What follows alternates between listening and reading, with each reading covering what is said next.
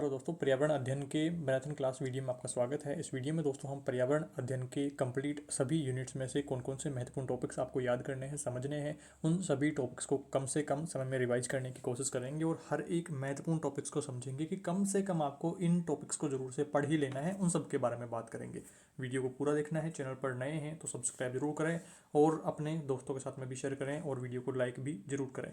सबसे पहली बात, आपको अगर मैं कहीं पर स्लो बोलता हुआ नजर आता हूँ तो स्पीड बढ़ा लेनी है। अभी अपने पास में समय नहीं है तो आपको आराम से देखने के ऊपर ज़्यादा आपको टाइम वेस्ट ना करते हुए थोड़ा सा स्पीड बढ़ानी है वीडियो की 1.5x पे या फिर 2x पे। अगर आप कंफर्टेबल हैं, थोड़ा सा आपको चीज़ें सुनाई दे रही है, बातें सुनाई दे रही है ढंग से, तो फिर आप स्पीड बढ़ा करके देखने के ऊपर ज़्यादा प्रेफर करिए, क्योंकि नॉर्मली ये वीडियो 1 घंटे के लगभग का हो जाएगा।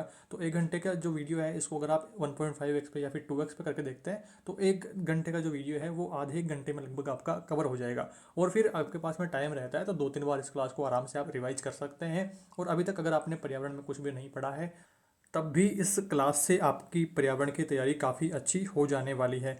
नॉर्मली आपको ये ध्यान रखना है कि 60 नंबर का पेपर है, मिनिमम आपको 24 नंबर चाहिए, तो 40 से ज़्यादा नंबर आप इस क्लास से इजीली ला पाएंगे। कोई दिक्कत समस्या आपको नहीं होने वाली है। भरोसा रखना है और वीडियो को पूरा देखना है, सारे टॉपिक्स को समझने की कोशिश करनी है। मॉडल पेपर का वीडियो चैनल पर लाइव हो चुका है तो उसको भी आपको देख लेना है एक बार। प्रश्नों का कठिनाई लेवल कैसा रहता है, किस टाइप के प्रश्न एग्जाम में पूछे जाने वाले हैं और किस टाइप के प्रश्न में कितना कितना आपको आंसर देना है, तो वो सारी चीज़ें हमने वहाँ पर डिस्कशन करी है। तो वो भी क्लास आप रिवाइज के लिए जरूर से देख लीजिएगा। सबसे पहले हम बात करते हैं यूनिट 1 को लेकर की। यूनिट 1 का नाम है पर्यावरण अध्ययन की प्रकृति को लेकर की। पर्यावरण अध्ययन की प्रकृति के कुछ जरूरी जो इंपॉर्टेंट टॉपिक्स, यूनिट आपका 10 नंबर का है। आइए इनके बारे में डिस्कशन करते हैं, एक एक बिंदु को समझते हुए चलते हैं।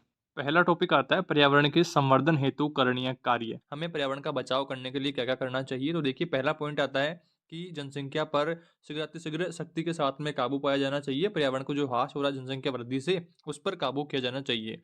दूसरा आता है वनों का संरक्षण और संवर्धन किया जाना चाहिए। इसके बाद में तीसरा आता है पॉइंट प्राकृतिक संसाधनों का संरक्षण किया जाना चाहिए। चौथा पॉइंट है कुदरती संसाधनों का आवश्यकता अनुसार उचित प्रयोग करना चाहिए। पांचवा पॉइंट है अधिकाधिक वृक्ष लगाने चाहिए और वृक्षारोपण के द्वारा वन संपदा बढ़ाने का भी हर संभव प्रयास करना चाहिए। छठा पॉइंट है कि जल प्रदूषण, वायु प्रदूषण और मृदा प्रदूषण आदि पर कड़ा नियंत्रण करना चाहिए। और सातवां पॉइंट है कि जनता को इस संबंध में जागरूक करना चाहिए। आठवां पॉइंट है कि वन क्षेत्रों पर अनधिकृत कब्जों को तुरंत हटाया जाना चाहिए। जो अवैध जो कब्जे जिन्होंने कर रखे हैं वन क्षेत्रों पर, वन नहीं उगने देते हैं, वहां पर पेड़ पौधों को काट रहे हैं, तो उनको यहाँ पर हटाना चाहिए। नवा पॉइंट है कि रासायनिक कीटनाशकों का प्रयोग करना और उसको गैर कानूनी घोषित करना चाहिए। रासायनिक कीटनाशक हमें प्रयोग में नहीं लेने चाहिए। प्राकृतिक जो खाद बीज है वही प्रयोग में लेने चाहिए। इसी के साथ में 10वां पॉइंट है कि वन क्षेत्रों में स्थित जल स्रोतों का भी संरक्षण हमें करना चाहिए, ताकि वहां पर जो वनस्पति उगी हुई है उसको कोई भी हानि ना होवे और जल स्तर ठीक तरीके से बना रहे। इसके बाद में दोस्तों आगे बढ़ते हैं। अगला टॉपिक आपके सामने आता है कि पर्यावरण अध्ययन पाठ्यक्रम की विशेषताएं क्या क्या हैं। तो पहली विशेषता देखिए, बच्चों के अपने अनुभवों को कक्षा के अनुभवों से जोड़ा जा सके। दूसरा है, कक्षा में ज्ञान को मात्र सूचना के रूप में ठूंसना नहीं चाहिए, बल्कि बच्चों को ज्ञान निर्माण के अवसर भी उपलब्ध करवाने चाहिए। इसी के साथ में तीसरा पॉइंट है कि विषय को इकाई और प्रकरणों की परंपरागत पद्धति से हट करके एनसीईआरटी के अनुसार थीमों में बांट दिया गया है और कक्षावार इन थीमों को सरल से कठिन की ओर और या फिर ज्ञात से अज्ञात की ओर सीखने के मूलभूत सिद्धांतों के आधार पर विकसित किया गया है। पाठ्यक्रम में सम्मिलित विषय वस्तु बच्चे की उम्र के अनुरूप होनी चाहिए। ऐसा नहीं है कि बच्चा फर्स्ट क्लास में है, उसको 10th क्लास का पाठ्यक्रम पढ़ाया जा रहा है, तो ऐसा भी बच्चा बर्डन नहीं झेल पाएगा। बच्चे को उसके स्तर के अनुसार ही पाठ्य सामग्री उपलब्ध करवाई जानी चाहिए। इसी के साथ में छठा पॉइंट आता है कि विषय वस्तु सहज, सरल और अर्थपूर्ण होनी चाहिए, ताकि बच्चा उसको आसानी से समझ सके। इसके बाद में सातवां पॉइंट आता है आपके सामने, पाठ्यक्रम बच्चों में विभिन्न प्रकार के मूल्यों के विकास में मदद करता है। और आठवां पॉइंट है कि पाठ्यक्रम हमारे देश और राज्य की विविधताओं के प्रति समझ का निर्माण करने में भी सक्षम होना चाहिए। तो ये कुछ विशेषताएं यहाँ पर है। इसके साथ में अगला टॉपिक हमारे सामने आता है पर्यावरण अध्ययन के प्रमुख उद्देश्य क्या क्या है। तो पहला उद्देश्य आता है सृजनात्मक अभिव्यक्ति के अवसर इसमें मिलेंगे। और दूसरा उद्देश्य आता है वैज्ञानिक दृष्टिकोण पर प्रारंभिक अभ्यास का अवसर मिल सकेगा। तीसरा उद्देश्य है मापन, डिजाइन तथा अनुमानीकरण के अवसर मिलेंगे। और चौथा उद्देश्य है अवलोकन, वर्गीकरण, प्रयोग करने तथा निष्कर्ष निकालने के अवसर मिल सकेंगे। और पांचवा उद्देश्य है कि व्यक्तिगत एवं स्थानीय अनुभवों के आधार पर यथार्थ का विश्लेषण करने का अवसर भी मिल सकेगा। तो ये आपको पर्यावरण अध्ययन के उद्देश्य भी ध्यान में रखने हैं। इसी के साथ दोस्तों एक छोटा सा पॉइंट भी आपको यहाँ पर ध्यान रखना है कि एमपी मुफात के अनुसार पर्यावरण अध्ययन की नवीन अवधारणा क्या है। तो इसमें आपको ये लाइनें ध्यान रखनी है कि सामाजिक पर्यावरणीय अध्ययन ज्ञान का वह क्षेत्र है जो युवकों को आधुनिक सभ्यता के विकास को समझने में सहायता देता है। ऐसा करने के लिए वह अपनी विषय वस्तु को सामाजिक विज्ञानों तथा सामयिक जीवन से प्राप्त करता है। तो ये कुछ पॉइंट्स दोस्तों आपको ध्यान रखना है, 1 नंबर का प्रश्न आपको पूछा जा सकता है। इसके बाद में आगे बढ़ते हैं। अगला टॉपिक हमारे सामने आता है जैविक पर्यावरण और भौतिक पर्यावरण के बारे में। तो देखिए सबसे पहले बात करते हैं जैविक पर्यावरण के बारे में। तो हमारे पर्यावरण में विभिन्न प्रकार के जीव जंतु पेड़ पौधे पाए जाते हैं जिनमें मनुष्य भी शामिल है। पर्यावरण का यह भाग जैविक पर्यावरण कहलाता है जिसमें जीव जंतु पेड़ पौधे रहते हों। और इसी के साथ में भौतिक पर्यावरण आता है कि सजीवों के अलावा जो पदार्थ वस्तुएं और विकिरण हैं वे मिलकर के भौतिक पर्यावरण बनाते हैं। उदाहरण है समुद्र, पर्वत, कोयला, सूर्य का प्रकाश, रेलगाड़ी आदि उदाहरण यहाँ पर है। अब देखिए या तो प्रश्न आपको पूछ सकता है कि जैविक पर्यावरण क्या है या फिर भौतिक पर्यावरण क्या है, या फिर आपको इन दोनों में अंतर पूछ सकता है। तो आपको ये भी ध्यान रखना है। इसके बाद में आगे बढ़ते हैं। अगला प्रश्न आपके सामने आता है इंपॉर्टेंट, एक लाइन भी दोस्तों आपको यहाँ पर ध्यान रखनी है कि भाषा, वेशभूषा, रीति रिवाज मिलकर के सांस्कृतिक पर्यावरण का निर्माण करते हैं। अब आपको देखिए अलग से ये प्रश्न आ जाता है कि सांस्कृतिक पर्यावरण क्या होता है, और 4 ऑप्शन आपको दे देते हैं। तो फिर आप दोस्तों कंफ्यूज हो जाओगे कि यार ये सांस्कृतिक पर्यावरण क्या हो गया। तो आपको ये लाइन भी ध्यान रखनी है कि भाषा, वेशभूषा, रीति रिवाज मिलकर के सांस्कृतिक पर्यावरण का निर्माण करते हैं। इसके बाद में अगला पॉइंट हमारे सामने आता है कि विभिन्न शिक्षा आवेगों ने आधारभूत शिक्षा के किन मूल तत्वों को दोहराया है।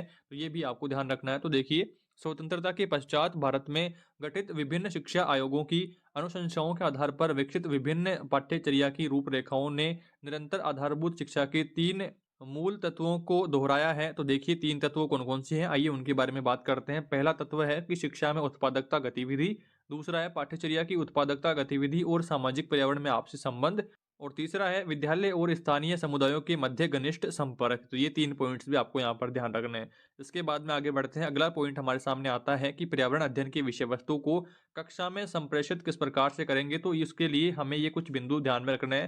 पहला बिंदु है कि चित्रों, फोटोग्राफ्स, कविताओं, गीत, कहानियों आदि को स्थानीय स्तर पर जुटाएंगे। दूसरा है प्रस्तुतिकरण को रोचक बनाएंगे। तीसरा है छात्रों की शिक्षण अधिगम प्रक्रिया में सहभागिता को अधिकाधिक बढ़ावा देंगे, चर्चा करेंगे और छात्रों से सहयोग भी लेंगे और छात्रों के विचारों को प्रमुखता देंगे। इसी के साथ में इसका उदाहरण लेकर के समझते हैं कि आप ये किस तरह से कर पाएंगे। तो कक्षा 5 की पर्यावरण अध्ययन की पुस्तक मेरी दुनिया के पाठ अब कहाँ जाएं हम को पढ़ना है, और इस पाठ के चित्रों को कक्षा में दिखाएंगे। ये चित्र उन लोगों से संबंधित है जिनके पास में संयोगवश घर नहीं है, यानी कि बेघर लोगों की यहाँ पर इस पाठ में बात हो रही है। और कक्षा में चर्चा करेंगे कि क्या किया जा सकता है कि इससे ऐसे जो बेघर लोग हैं उनके रहने के लिए घर मिल जाए, या उनकी सहायता हम किस प्रकार से कर सकेंगे, तो उसके बारे में चर्चा करेंगे। इसी के साथ में दोस्तों अगला इंपॉर्टेंट टॉपिक आता है कि जल प्रबंधन में महिलाओं की भूमिका क्या रहती है। इंपॉर्टेंट आपको जरूर से याद करना है। देखिए घर पर जलापूर्ति की व्यवस्था न होने पर रोजाना कई असुविधाएं होती है। जल तक पहुंच और उसकी उपलब्धता शिक्षा, स्वास्थ्य, स्वच्छता, उत्पादकता आदि निर्धारित करने में एक प्रमुख भूमिका निभाती है। वे स्थान जहां पर जल उपलब्ध नहीं है वहां महिलाओं के समय का एक महत्वपूर्ण भाग जो है वो पानी लाने में, पानी ढोने में ही चला जाता है, जो उनके कार्य के भार को बढ़ा देता है। इस प्रकार से उनके पास शिक्षा व आर्थिक गतिविधियों के लिए समय की कमी हो जाती है। जब भी जल का अभाव होता है तो महिलाएं उससे बुरी तरह से प्रभावित होती हैं। जब गांवों में जल नहीं होता है तो उससे कोई फसल भी नहीं उग पाती है, और पुरुष काम के लिए शहर की तरफ पलायन करते हैं, और महिलाएं स्वयं अपने बच्चों, परिवार के बुजुर्ग सदस्यों और पशुओं का ध्यान रखने के लिए पीछे छूट जाती है। और देखिए जल प्रबंधन में महिलाओं की मजबूत भूमिका रही है। उनका जल पर नियंत्रण और पहुंच देने से वे सशक्त हो सकती हैं। जो समय महिलाओं ने पानी लाने में, यानी कि दूरस्थ स्थानों से जल ढोने में खर्च किया है, उनका उपयोग महिलाओं द्वारा वर्णमाला सीखने में, बच्चों और अपने स्वास्थ्य का बेहतर देखभाल करने और सामुदायिक कार्यों में हिस्सा लेने आदि कार्यों में महिलाओं द्वारा किया जा सकता है। उनका जो समय पानी लाने में ही सारा समय व्यस्त हो जाता था तो वो यहाँ पर बच जाएगा अगर उनके पास पानी की उपलब्धता हो जाएगी। इसी के साथ में आगे बढ़ते हैं। अगला टॉपिक आता है पृथ्वी पर रहने वाले जीवों के भोजन के स्रोत क्या क्या हैं। तो देखिए पृथ्वी पर रहने वाले जीवों के स्रोत जो हैं भिन्न भिन्न होते हैं। पेड़ पौधों से प्राप्त उत्पाद शाकाहारी जीवों का भोजन बनता है, और सर्वाहारी भी इस भोजन का उपयोग करते हैं। मांसाहारी जीवों का जो भोजन होता है वो शाकाहारी जीव होते हैं। तो ये कुछ पॉइंट्स आपको नॉर्मली सारी डिटेल्स पता है, पर आपको फिर भी लैंग्वेज में उसको आंसर में किस तरह से लिखना है उसके लिए जरूरी था कि आपको एक बार थोड़ा सा बताया जाए। अगला टॉपिक देखिए भौतिक परिवर्तनों से मानव जीवन कितना प्रभावित हुआ है, किस तरह से प्रभावित हुआ है। तो वो देखिए पर्यावरण में जो मानव निर्मित परिवर्तन हो रहे हैं, जैसे उद्योगों की स्थापना, ऊर्जा उत्पादन, बड़े बांधों का निर्माण, यातायात व संचार के साधनों का विकास, हरित क्रांति, श्वेत क्रांति इत्यादि ने पर्यावरण के विविध पहलुओं पर व्यापक प्रभाव डाला है। जहां एक ओर अनेक सुविधाएं मिली है, सामाजिक जीवन में गुणवत्ता आई है तथा विभिन्न संस्कृतियों का आदान प्रदान हुआ है, वहीं विभिन्न प्रकार से प्रदूषण पर्यावरण को निरंतर प्रभावित भी कर रहा है। इस तरह से फर्स्ट यूनिट के कुछ महत्वपूर्ण टॉपिक्स हमने यहाँ पर डिस्कस कर लिए हैं, जो कि आपकी एग्ज़ाम के लिए इम्पोर्टेंट है। इसके बाद में अब हम बात करते हैं यूनिट सेकंड को लेकर की। यूनिट सेकंड जो है पर्यावरण अध्ययन की विषय वस्तु एवं शिक्षण विधियों को लेकर के है। काफ़ी सारे इसमें ऐसे टॉपिक्स हैं जो आपको ऑलरेडी आते हैं, सभी को मेंशन करते हुए हमने कंप्लीट नोट्स पीडीएफ तैयार करी है। यूनिट आपका सेकंड 20 नंबर का है। 20 नंबर प्राप्त करने के लिए आपको कौन-कौन से टॉपिक्स पढ़ने हैं, आइए उनके बारे में बात करते हैं, एक-एक बिंदु को समझते हुए चलते हैं। पहला महत्वपूर्ण टॉपिक आता है पर्यावरण अध्ययन की विषय वस्तु की समझ बनाने के लिए विविध प्रकार की क्रिया कौशल हैं। पहला है अवलोकन भी करना पड़ता है, अनुमान भी लगाते हैं, प्रश्न पूछते हैं, तर्कपूर्ण चिंतन भी करते हैं, परिकल्पना का निर्माण भी करते हैं और प्रयोग भी करते हैं। उसके बाद में दोस्तों सेकंड पॉइंट आपके आता है कि संतुलित भोजन क्या होता है। तो देखिए, संतुलित आहार वह भोजन है जो कि मात्रा और गुण में संतुलित होता है तथा वृद्धि, विकास, शरीर के कार्य, स्वास्थ्य के संरक्षण के लिए आवश्यक पोषक तत्व जैसे प्रोटीन, कार्बोहाइड्रेट, वसा, लवण, जल, विटामिन्स आदि उसमें शामिल होते हैं, सही मात्रा में, उचित मात्रा में शामिल होते हैं। प्रमुख विटामिन की बात करते हैं, उनके स्रोत की बात करते हैं और विटामिन की कमी से होने वाले रोग की बात करते हैं। तो देखिए, सबसे पहले आता है विटामिन ए, जो ज़्यादा प्रश्न पूछे जाते हैं आपके vitamin A B C D से पूछे जाते हैं। तो सबसे पहले देखिए, विटामिन ए में देख लीजिए कि आपके इसी विटामिन ए की कमी से रतौंधी रोग या नेत्र रोग हो जाता है। और इसके स्रोत कौन कौन से हैं, कहाँ से आपको मिलेगा, तो दूध, अंडे का पीला भाग, हरी सब्जियां, टमाटर, गाजर आदि खाने से आपको विटामिन ए मिलने वाला है। और दूसरा है विटामिन बी। तो ये दोस्तों, इसकी कमी से आपके रक्त की कमी, रीढ़ की हड्डी टेढ़ी हो जाती है, बेरी रोग आदि रोग यहाँ पर हो जाते हैं। और इसके स्रोत हैं अनाज, दूध, दही, मक्खन, अंडे, मांस आदि से दोस्तों विटामिन बी मिलता है। और उसके बाद में अगला है विटामिन सी। और विटामिन सी देखिए, आपकी विटामिन सी की कमी से स्कर्वी त्वचा रोग हो जाता है। और विटामिन सी आपको नींबू, संतरा, आंवला आदि से प्राप्त होता है। उसके बाद में विटामिन डी की बात करते हैं। तो दूध, दही, मक्खन, छाछ, सूर्य की धूप से विटामिन डी मिलता है। और इसकी कमी से दोस्तों रिकेट्स, हड्डियों का रोग हो जाता है, हड्डियाँ टेढ़ी हो जाती है, जो कि कैल्शियम के अभाव में होती है। तो कैल्शियम का सीधा संबंध जो है विटामिन डी से है, ये भी आपको ध्यान रखना है। इसके बाद में दोस्तों आगे बढ़ते हैं। अगला टॉपिक हमारे सामने आता है भोजन संबंधित अच्छी आदतें क्या क्या हैं। तो देखिए, खाने से पहले हमेशा साबुन से हाथ धोने चाहिए। रात को सोने से 2 घंटे पहले भोजन कर लेना चाहिए। भोजन बनाने की सामग्री को मक्खी, कॉकरोच, चूहों आदि से बचा करके रखना चाहिए। भोजन को ढक करके रखना चाहिए।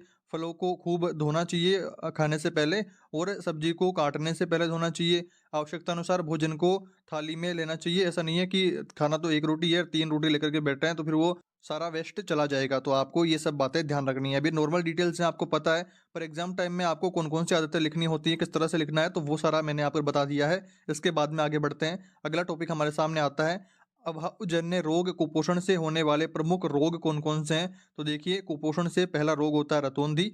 रतौंधी देखिए, विटामिन ए के अभाव के कारण रतौंधी नामक रोग हो जाता है। इसके रोगी को अंधकार में बिल्कुल दिखाई नहीं देता है। अंधकार में देखिए, अभी नॉर्मली अपने को हल्का हल्का दिखाई देता है, पर इसके रोगी रहता है, इसको दोस्तों बिल्कुल भी दिखाई नहीं देता है। इसके बाद में सेकंड आता है टोड स्किन। तो विटामिन ए के अभाव में मनुष्य की बाह्य त्वचा मेंढक के समान चितकबरी एवं खुरदरी यहाँ पर हो जाती है। तो ये आपको ध्यान रखना है। इसके बाद में थर्ड पॉइंट आता है बेरी या स्नायु रोग। यह रोग विटामिन बी की कमी से होता है।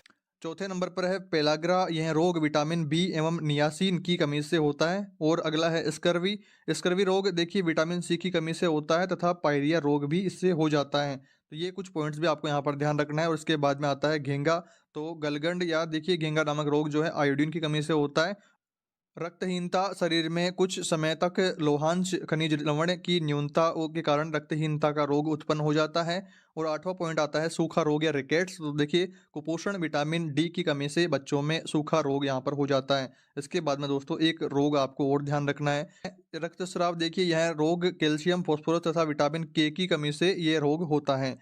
अब इसके बाद में दोस्तों बात करते हैं कि कुपोषण से शरीर पर क्या प्रभाव पड़ता है, शरीर को क्या नुकसान रहता है। तो देखिए, पहला पॉइंट आपको ध्यान रखना है कि व्यक्ति की शारीरिक लंबाई रुक जाती है। दूसरा पॉइंट है आयु व लंबाई की तुलना में भार कम हो जाता है। तीसरा पॉइंट है व्यक्ति निस्तेज, दुबला पतला, कमजोर व अस्वस्थ हो जाता है। चौथा पॉइंट है उठने, बैठने व खड़े होते समय अनुचित आसन का प्रयोग करता है। सही से खड़ा और सही से उठना बैठना नहीं हो पाता है।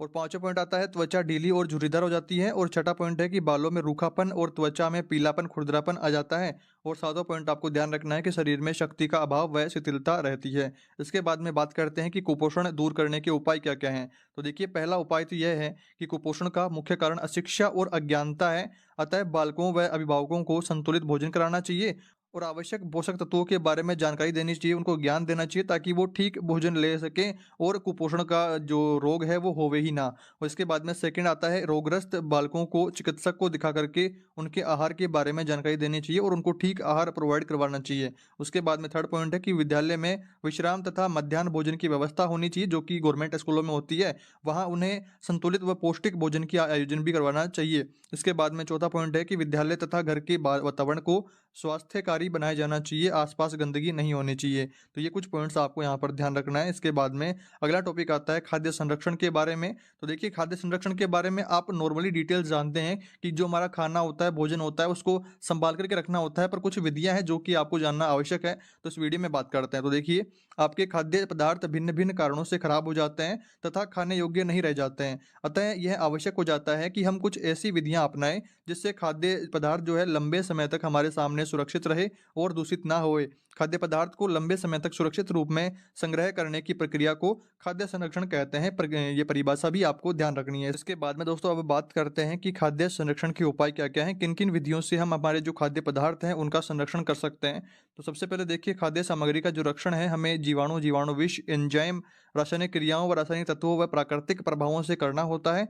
और जीवाणु में साधारण बैक्टीरिया या स्पोर के रूप में पाए जाने वाले बैक्टीरिया, ईस्ट व फूलन पैदा करने वाले अनेकानेक फफूंद होते हैं, जो कि 50 से 120 फ़ारेनहाइट के ताप पर और आर्द्रता में अधिकाधिक पनपते हैं और 3-4 घंटों में ही भोजन सामग्री को विकृत कर देते हैं। खाद्य सामग्री की रक्षण विधियां 2 प्रकार की है, जीवाणुओं का नाश करने वाली और जीवाणुओं को पनपने से रोकने वाली। तो सबसे पहले बात करते हैं जीवाणुओं का नाश करने वाली विधि के बारे में। तो देखिए, जीवाणुओं का नाश करने वाली विधि पहली तो आती है कि भोजन सामग्री को पकाने में, उसे उबालने या तलने में हम पानी को खोलने का तापमान काम में लाते हैं, अर्थात 212 डिग्री फ़ारेनहाइट। इस ताप पर लगभग सभी सामान्य जीवाणु नष्ट हो जाते हैं। तो एक तो ये विधि है। दूसरी क्या आती है कि पाश्चुरीकृत कर देते हैं। जैसे मान लीजिए कि उबलने के थोड़े से कम ताप पर दूध को गर्म करते हैं और फिर उसको एक साथ उसको ठंडा करते हैं, तो फिर वो पाश्चुरीकृत होती है, जो कि दोस्तों नॉर्मली दूध को करते हैं। इसके साथ में देखिए, इसमें यहाँ पर बियर को और हल्के शराब भी पाश्चुरीकृत किए जा सकते हैं। पाश्चुरीकरण में सभी जीवाणु नष्ट नहीं होते हैं, अतः यह प्रक्रिया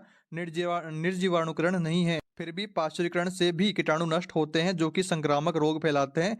आंतशोथ, हैजा, मोतीजरा, डिप्थीरिया, ये जो रोग होते हैं इनका यहाँ पर बचाव हो जाता है इस प्रक्रिया से। और इसके बाद में अगली विधि है टीन बंदी। इसमें देखिए, खाद्य पदार्थ को निर्जीवाणुकरण करने के लिए डिब्बों में भर दिया जाता है। डिब्बों सहित विशेष संयंत्रों में निश्चित तापमान पर इसको तपाया जाता है ताकि सारे जीवाणु वहाँ पर नष्ट हो जाएं। और उसके बाद में डिब्बे को विशेष प्रक्रिया से सील बंद कर देते हैं और हवा इसकी सारी निकाल दी जाती है। तो एक प्रक्रिया ये हो गई। और इस एक प्रक्रिया यह है कि मुरब्बे, जैम व जेली आदि बना करके भी खाद्य पदार्थों को लंबे समय तक सुरक्षित रखा जा सकता है। इसके लिए भी खाद्य पदार्थों को निश्चित तापमान पर तपाया जाता है, जिसके लिए यदि इसमें कोई हानिकारक जीवाणु हो, कीटाणु हो, तो वो फिर नष्ट हो जाता है। इसके बाद में तुरंत तैयार की गई शक्कर की चाशनी इसमें मिला दी जाती है। चाशनी जीवाणुओं को पनपने नहीं देती है। यदि यह खुले में रखे तो फफूंद अवश्य आ जाती है, वरना खराब यहाँ पर नहीं होता है। तो कुछ दिन तक भोजन यहाँ पर सुरक्षित रहता है। इसके बाद में बात करते हैं आपके जीवाणुओं को पनपने से किस प्रकार से रोकेंगे, दूसरी विधि के बारे में। तो इसमें दोस्तों यहाँ पर पहली आती है परिशीलन व शीत भंडार, यानी कि जो कि देखिए ठंडे क्षेत्रों में यहाँ पर खाद्य भंडार को रखा जाता है।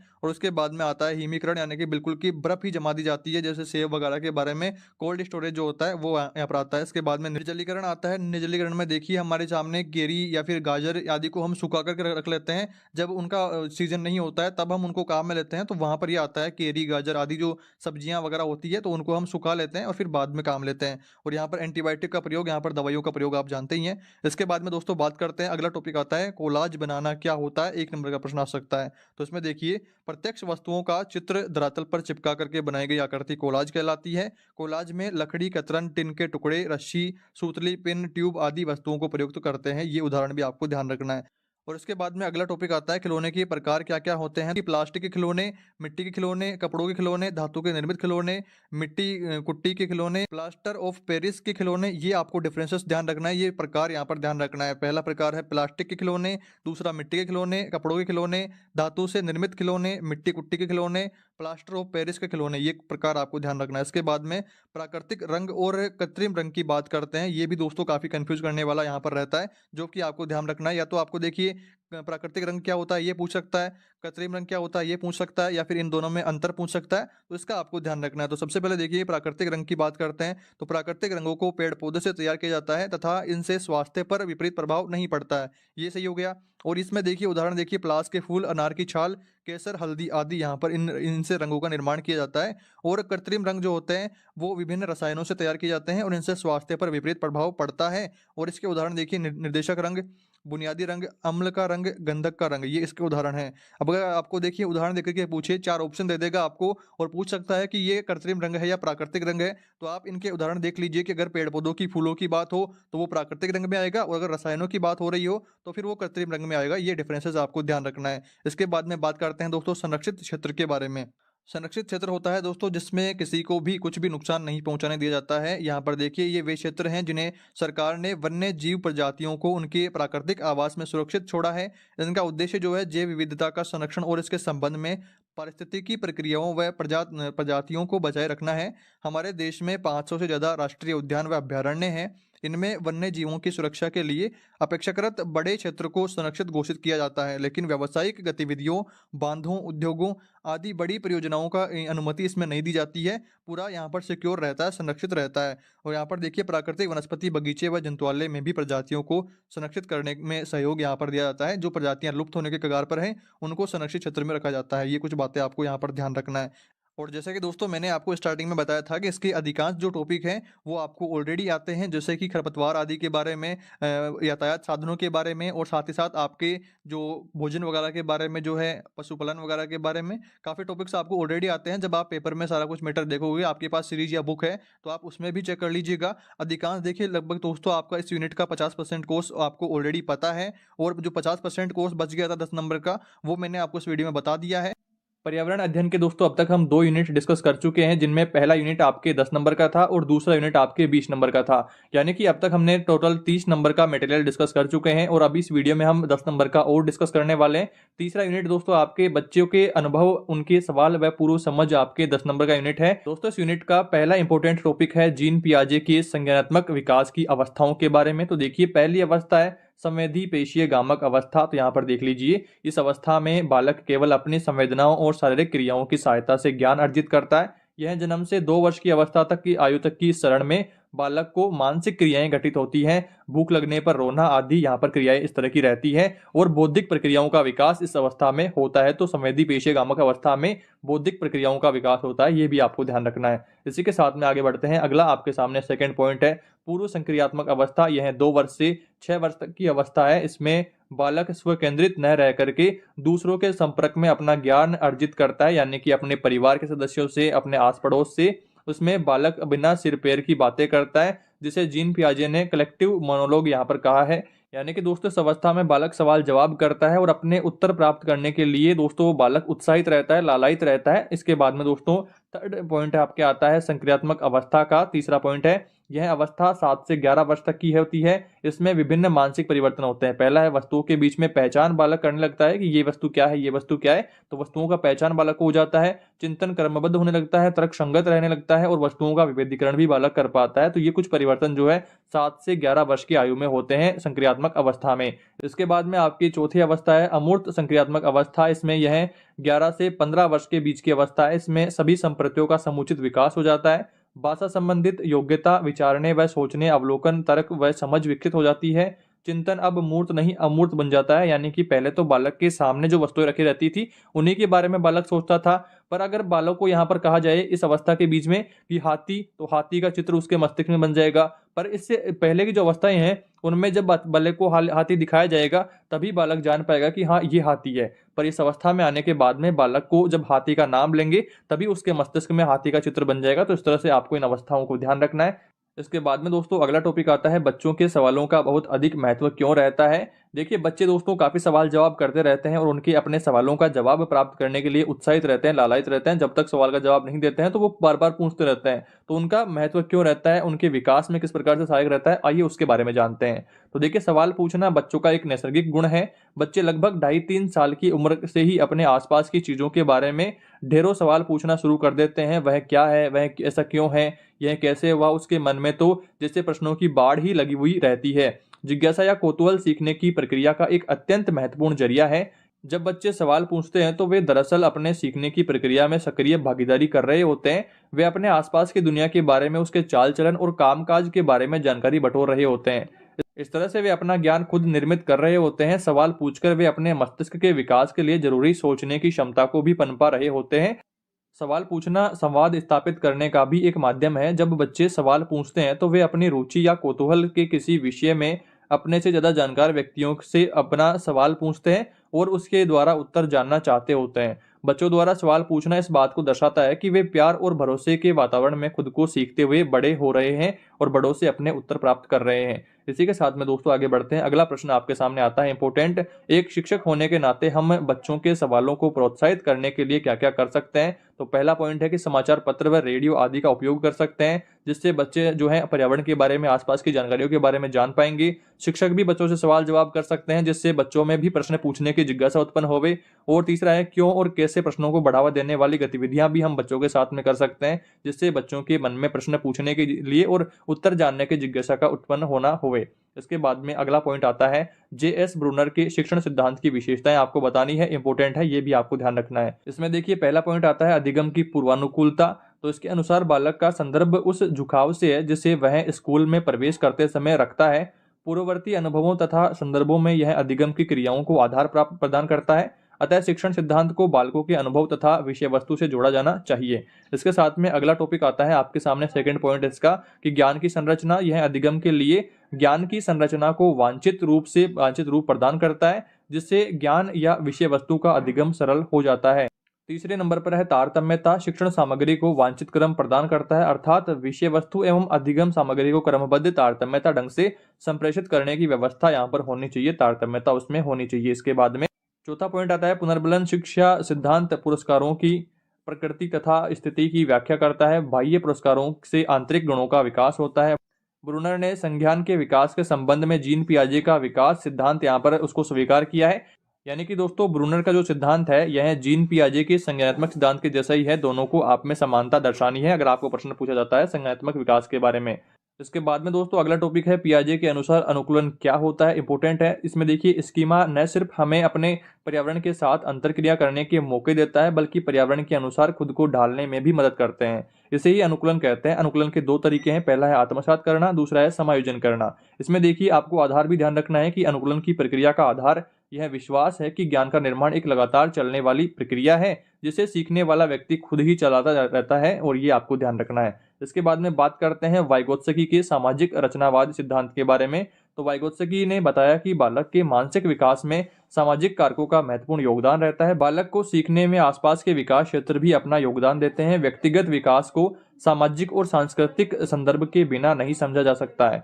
पहला चरण है इसका कि कार्य करने में किसी और ज्यादा जानकार व्यक्ति से मदद बालक को मिलती है, और दूसरा चरण है कि कार्य करने के लिए बालक खुद की मदद करता रहता है। तो ये कुछ पॉइंट्स आपको यहाँ पर ध्यान रखना है। इसके बाद में दोस्तों अगला टॉपिक हमारे सामने आता है रचनावादी सिद्धांत के बारे में भी आपको कुछ टॉपिक्स याद रखने हैं। ये भी दोस्तों आपके लिए इंपॉर्टेंट है, निबंधात्मक प्रश्न आपका ये आ सकता है। इसमें देखिए रचनावाद वह शब्द है जो दशकों से मनोवैज्ञानिकों द्वारा इस्तेमाल किया जाता रहा है, और भारत में 1-2 दशकों में यह प्रचलन में भी आया है। इसे रचनात्मकतावाद, निर्माणवाद और निर्मितिवाद के नामों से भी जाना जाता है। मस्तिष्क में कुछ भी ठीक वैसे दर्ज नहीं होता है जैसे उसे अनुभव किया जाता हो। हम क्या करते हैं, किसी भी बात के बारे में, किसी चीज के बारे में जब सोचते हैं तो उसके आगे पीछे अपनी ही कुछ बातें जोड़ लेते हैं और एक अलग ही दोस्तों बात तैयार कर लेते हैं। यह तथ्य हमारी 5 इंद्रियों से प्राप्त अनुभवों के विषय में सच है। जब दो लोग एक ही बात को सुने या देखें, उन्होंने जो कुछ भी देखा है, सुना है या उसकी स्मृति में निश्चित रूप से भिन्न रहता है। आप अलग ही सोचते हैं, मेरी सोच अलग रहती है, सबकी सोच दोस्तों अपने अपने अकॉर्डिंग रहती है, अलग अलग रहती है। हमारे शोध तथा स्मृतियों में अंतर इसलिए उत्पन्न होता है क्योंकि हम जो कुछ अनुभव करते हैं उसकी व्याख्या भी करते हैं, और व्याख्या जो होती है हमेशा हम अपने हिसाब से करते हैं। हमारा जो पहला पूर्वानुभव है उसके अनुसार करते हैं, हमारे पहले मौजूद ज्ञान के आलोक में ही की जाती है। इस प्रकार से अनुभवों की हमारी व्याख्या में नया ज्ञान बनता है। इसके बाद में देखिए, इस प्रकार से रचनावादी सिद्धांतों के अनुसार यह माना जाता है कि ज्ञान देने वाली या सिखाई जाने वाली चीज नहीं होती है, यह तो सीखने वाले अपने अनुभवों और दूसरों के साथ में होने वाले परस्पर क्रियाओं के जरिए हम सीखते जाते हैं और हम ज्ञान अर्जित करते जाते हैं। इसके बाद में देखिए, हम सभी अपने पूर्व अनुभवों और ज्ञान के आलोक में नई बातें सीखते हैं और अपने अनुभव और ज्ञान एक दूसरे में बांटते भी हैं। इसलिए गतिविधियां करते हुए और उससे होने वाले अनुभवों पर आपस में तथा किसी बड़े अभिभावक या शिक्षक के साथ में बातचीत करना किसी अवधारणा के बारे में अपने समझ बनाने के लिए महत्वपूर्ण रहता है। मोटे तौर पर यही सीखने का रचनावादी नजरिया है, ये भी आपको दोस्तों यहाँ पर ध्यान रखना है। इसके बाद में बात करते हैं अगला एक प्रश्न आपके यहाँ पर दोस्तों ये भी ध्यान रखना है कि बच्चों के सवालों को प्रोत्साहित करने के लिए समाचार, रेडियो आदि किस प्रकार से उपयोगी है। जैसा कि मैंने आपको भी पहले बताया था, तो आपको अगर ये लाइन पूछता है तो आपको क्या आंसर डालना है। तो इसमें देखिए, बच्चों के सवालों को प्रोत्साहन देने के लिए जरूरी है कि उन्हें अपने आसपास के समूचे पर्यावरण के बारे में जानकारी मिलती रहनी चाहिए।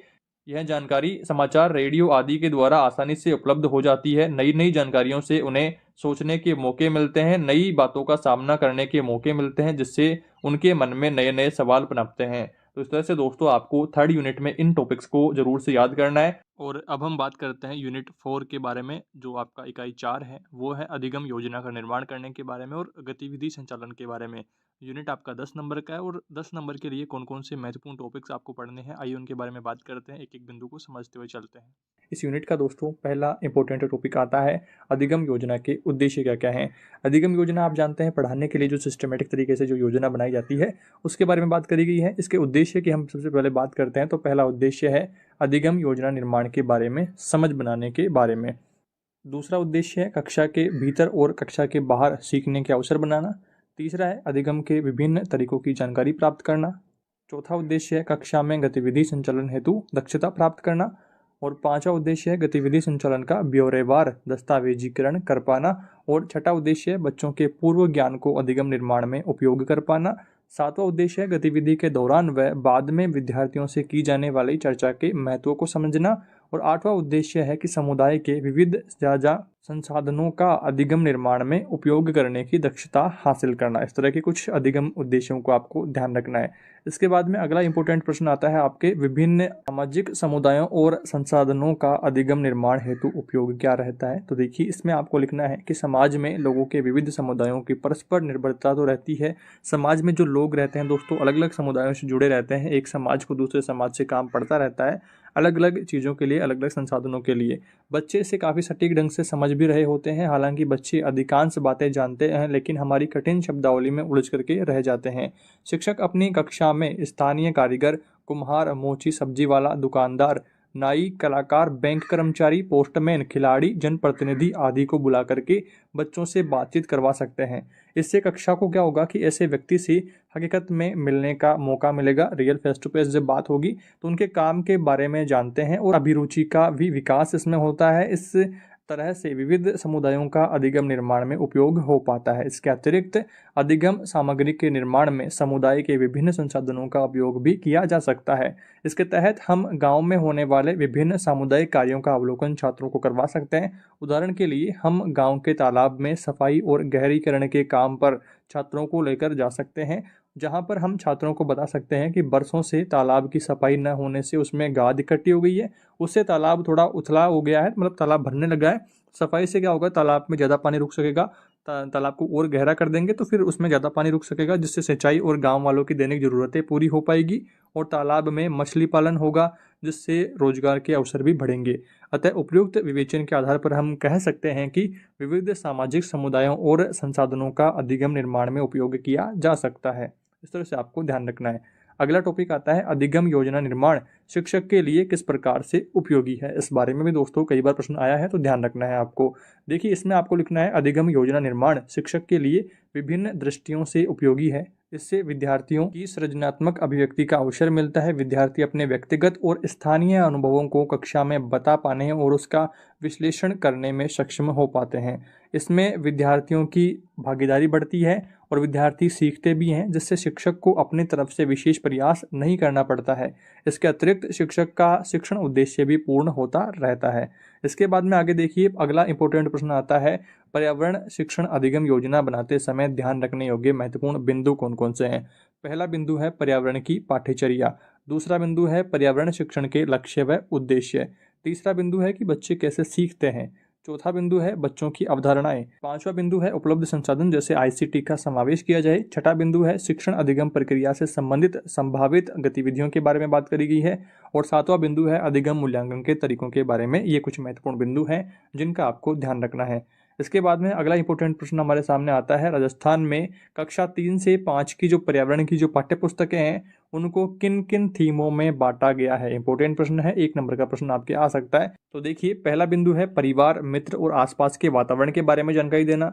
दूसरा बिंदु है भोजन। तीसरा है आवास और चौथा है जल। पांचवा है यात्रा और छठा है कुछ करना व बनाना। इस तरह की थीमों में उनको बांटा गया है। इसी के साथ में एक पॉइंट आपको और ध्यान रखना है कि छोटे बच्चों की जो पुस्तकें हैं वो ऐसी होनी चाहिए जिनमें बाल गीत, रंग बिरंगे चित्र होने चाहिए, सचित्र कहानियाँ होनी चाहिए, नैतिक कहानियाँ आदि होनी चाहिए। बच्चों की पुस्तकों की जब भी बात आएगी तो ये पॉइंट भी आपको ध्यान रखना है। इसी के साथ में दोस्तों आपको बच्चों की जो महत्वपूर्ण पुस्तकें हैं उनके बारे में पूछ सकता है, जैसे बाल हंस हो गया, जो पत्रिकाएं वगैरह आती हैं बच्चों के बारे में, उनके बारे में भी आपको पूछ सकता है, तो वो भी थोड़ा सा आपको ध्यान रखना है। इसके बाद में आगे बढ़ते हैं, अगला महत्वपूर्ण प्रश्न हमारे सामने आता है, शिक्षण कार्य में नियोजन की आवश्यकता क्या है। तो देखिए, विद्यालय में शिक्षण प्रक्रिया को उद्देश्यनिष्ठ बनाने तथा निर्धारित उद्देश्यों की पूर्ति करने के लिए यह आवश्यक है कि विषय के संपूर्ण पाठ्यक्रम को विद्यालय की समस्त गतिविधियों के विभिन्न स्तरों के अनुरूप शिक्षण कार्य को नियोजित कर लिया जाए। शिक्षण कार्यों को इस प्रकार से नियोजित कर लेने से विषय के सभी पक्षों का आभास हो जाता है तथा कार्य गति में भी पर्याप्त मदद मिल पाती है। विद्यालय में शिक्षण कार्य के नियोजन का अत्यधिक महत्व है, क्योंकि इसके द्वारा विद्यालय में किसी निश्चित अवधि में निश्चित किए हुए उद्देश्यों की उपलब्धि एवं पूर्ति के लिए निर्धारित कार्यों को पूरा करना होता है। अतः ऐसी स्थिति में विद्यालय में प्रयुक्त की जाने वाली शिक्षण प्रक्रिया को नियोजित कर लेना चाहिए। शिक्षण प्रक्रिया का नियोजित कार्य 2 प्रकार से किया जा सकता है। पहला यहाँ पर कार्य है कि विद्यालय के संपूर्ण कार्य का नियोजन करने से, और दूसरा है विषयों के शिक्षण से संबंधित कार्य का नियोजन करने से। ये 2 बिंदु आपको ध्यान रखने हैं। इसके बाद में देखिए, विषय से संबंधित कार्य के नियोजन में 3 भागों में बांट करके नियोजित किया जा सकता है। पहला यहाँ पर है विषय से संबंधित कार्य का वर्ष भर के लिए नियोजन। दूसरा है विषय से संबंध विषय वस्तु का इकाईवार नियोजन। तीसरा है दैनिक कक्षागत शिक्षण हेतु पाठ योजना अनुसार नियोजन। तो एक दैनिक हो गया, एक क्या हो गया इकाईवार हो गया, और एक हो गया वर्ष भर के लिए नियोजन। तो ये 3 नियोजन भी आपको ध्यान रखने हैं। इसके बाद में देखिए, शिक्षण कार्य के नियोजन हेतु महत्वपूर्ण बिंदु कौन कौन से हैं। तो पहला बिंदु है उपलब्ध समय का अनुमान। दूसरा बिंदु है पाठ्यक्रम का व्यवहारिक खंडों में विभाजन होना। तीसरा बिंदु है पाठ्यक्रम खंडों व उपलब्ध समय में सामंजस्य स्थापित होना। और चौथा बिंदु है विषय वस्तु एवं विषयगत उद्देश्यों में तादात्म्यता स्थापित कर पाना। और 5वां बिंदु है शिक्षण विधि का विचार। और 6ठा बिंदु है शिक्षण में उपयुक्त जो सहायक सामग्रियां हैं, कौन कौन सी सहायक सामग्रियां काम में आने वाली है, उनके बारे में विचार करना। और 7वां बिंदु है छात्रों को दिए जाने वाले गृह कार्य पर भी विचार करना होगा। जो टॉपिक हमने पढ़ाया है, जो टॉपिक जिस टॉपिक के बारे में हमने क्लास में बात करी है, उसी टॉपिक से रिलेटेड हम प्रश्न देंगे बच्चों को, तो घर पर जाकर के वो उसका रिवीजन करेंगे और अच्छी तरह से टॉपिक उनको याद हो पाएगा। इसके बाद में 8वां बिंदु है मूल्यांकन के स्वरूप पर विचार। और 9वां बिंदु है शिविर, पंचांग, सह शैक्षिक गतिविधियां आदि। तो इस तरह के जो ये नियोजन के बिंदु हैं, इनसे क्या हो रहा है कि जो टॉपिक स्कूल में पढ़ाया जा रहा है बच्चों को, तो वो टॉपिक अच्छी तरह से उनको समझ में आए। इसलिए क्या करेंगे, अच्छी शिक्षण विधि का उपयोग करेंगे, उसमें काम आने वाली जो सहायक सामग्रियां हैं उनकी सहायता लेंगे, गृह कार्य उनको देंगे ताकि टॉपिक उनको अच्छे से समझ में आए और घर पर जाकर के वो उसका रिवीजन भी कर सकें। तो इस तरह के कुछ महत्वपूर्ण बिंदुओं को आपको ध्यान रखना है। इसके बाद में आगे बढ़ते हैं, अगला महत्वपूर्ण बिंदु आता है अवलोकन विधि, या फिर इसे दूसरा नाम इसका है निरीक्षण विधि। तो निरीक्षण विधि या फिर अवलोकन विधि के बारे में बात करते हैं। देखिए, निरीक्षण विधि में व्यक्ति अपनी ज्ञानेंद्रियों का उपयोग करके वातावरण का ज्ञान प्राप्त करता है। पर्यावरण के वास्तविक स्वरूप के ज्ञान के लिए वह विधि जो है वर्तमान में उपयुक्त मानी जाती है। योकाम एवं सिम्पसन के अनुसार परिभाषा दी गई है कि निरीक्षण विधि ज्ञानेंद्रियों द्वारा सीखने की विधि है। इसमें व्यक्ति अपने चारों ओर से ज्ञान का, जो संसार का ज्ञान होता है, उसको ग्रहण करता है, संसार के ज्ञान को। तो ये परिभाषा आपको ध्यान रखनी है। इसके बाद में देखिए, निरीक्षण विधि द्वारा पर्यावरण के विभिन्न तथ्यों की जानकारी वास्तविक रूप में मिलती है। इससे ज्ञान अधिक स्थायी होता है बालक अपने ज्ञानेंद्रियों का अधिकाधिक उपयोग कर पाता है। ध्यान केंद्रित करके आंख से देखता है, त्वचा से स्पर्श करता है, कान से सुनता है तथा नाक से सूंघता है। इसके पश्चात ही वह किसी स्थिति को आत्मसात कर पाता है और 100% उसके बारे में श्योर हो पाता है कि हाँ ये चीज़ सही है या ये गलत है या क्या है, उसकी पहचान कर पाता है। निरीक्षण विधि द्वारा पर्यावरण से संबंधित भौगोलिक तथ्यों, सामान्य प्रत्ययों व प्राकृतिक सिद्धांतों की जानकारी प्राप्त होती है। निरीक्षण विधि की विशेषताओं के बारे में बात करते हैं। पहली विशेषता आती है, बालक अपने ज्ञानेंद्रियों के उपयोग द्वारा ज्ञान केंद्रित करना सीखता है, जो अधिगम के लिए एक आवश्यक तत्व है। दूसरा बिंदु है, यह एक मनोवैज्ञानिक विधि है जिसमें बालक की व्यक्तिगत क्षमताओं का विकास होता है। व्यक्तिगत भिन्नता के आधार पर बालक अपनी सहज क्षमता के पर्यावरणीय घटनाओं, तथ्यों एवं सिद्धांतों का अवलोकन करता है। तीसरा बिंदु है, इसमें बालक की आत्म अभिव्यक्ति का विकास होता है। जैसा वह देखता है उसे वह अपने शब्दों व भावों के साथ में अभिव्यक्त करना भी सीखता है। आगे बढ़ते हैं। चौथा बिंदु आता है, बालक में जिज्ञासा एवं मौलिक जो चिंतन है जैसे गुणों का विकास होता है, जो कि वैज्ञानिक दृष्टिकोण विकसित करने के लिए आवश्यक होते हैं। इसी तरह से पांचवा बिंदु है कि बालक में तर्क शक्ति का विकास होता है। छठा बिंदु है, इसमें स्थूल रूप से भौतिक एवं जैविक तत्वों का ज्ञान प्राप्त होता है। सातवां बिंदु है, इसमें छात्रों में पर्यावरणीय क्रियाओं के प्रति रुचि का विकास होता है। आठवां बिंदु है, इस द्वारा प्राप्त ज्ञान अधिक स्थायी होता है। तो ये कुछ 8 विशेषताएं आपको ध्यान रखनी है। इसके बाद में बात करते हैं सावधानियों को लेकर के। तो पहली सावधानी आती है, छात्रों को निरीक्षण के लिए पर्याप्त समय देना चाहिए। ये सावधान रखनी चाहिए हमें, ताकि टॉपिक जो है उसको अच्छी तरह से वो समझ सकें, अच्छी तरह से उसके बारे में कंप्लीट जानकारी प्राप्त कर सकें। दूसरा बिंदु है, निरीक्षण को केवल मनोरंजन का साधन न बना करके विषय वस्तु से संबंधित ज्ञान प्राप्ति का साधन माना जाना चाहिए। तीसरा बिंदु है, बालक जब निरीक्षण कर रहे हों उन्हें उचित रूप से निर्देशन देना चाहिए कि किस तरह से निरीक्षण किया जाए तथा किन किन बातों को ध्यान से देखा जाना चाहिए। तो इस तरह से उनको डायरेक्ट भी करना होगा। चौथा बिंदु है, विद्यार्थियों की जिज्ञासा को अध्यापक द्वारा स्पष्ट रूप से व सावधानी पूर्वक शांत करना चाहिए और उनको डिटेल में समझाना चाहिए। पांचवा बिंदु आता है, वे परिस्थितियां बालक के जीवन से संबंधित होनी चाहिए। जिन परिस्थितियों का बालक निरीक्षण कर रहा है तभी वो उसको और डिटेल में जान पाएगा, जानने की उसमें जिज्ञासा बढ़ पाएगी। इसके बाद में अगला बिंदु आता है, छठा बिंदु है, जिन परिस्थितियों का बालक निरीक्षण कर रहा है वह उसकी मानसिक परिपक्वता के स्तर के अनुरूप होनी चाहिए। ऐसा नहीं है कि दूसरी क्लास का बालक है और अगर हम 8वीं क्लास का परीक्षण उससे करवा रहे हैं तो वो उसको नहीं कर पाएगा। तो मानसिक लेवल भी हमें देखना होगा कि किस तरह का प्रश्न बच्चा सोल्व करने के लिए सक्षम है, तो उसी के अकॉर्डिंग हम उसको परीक्षण देंगे, निरीक्षण करने के लिए देंगे, ताकि वह उसमें सफल हो सके। और इसके बाद में देखिए अगला सातवां बिंदु है कि एक समय में अधिक बातों एवं तथ्यों के निरीक्षण के लिए नहीं कहा जाना चाहिए। एक बार में एक ही टॉपिक देना चाहिए ताकि उसको बच्चा अच्छे से समझ सके, अच्छे से उसके बारे में डिटेल सारी जान पाए। इसके बाद में अगला और महत्वपूर्ण टॉपिक आता है साक्षात्कार। तो साक्षात्कार देखिए, सबसे पहले बात करते हैं परिभाषा को लेकर के। तो ऐसी बातचीत या फिर वार्तालाप जो किसी उद्देश्य को लेकर के किया जाता है तथा जिसका रूप सार्थक होता है, साक्षात्कार कहलाता है।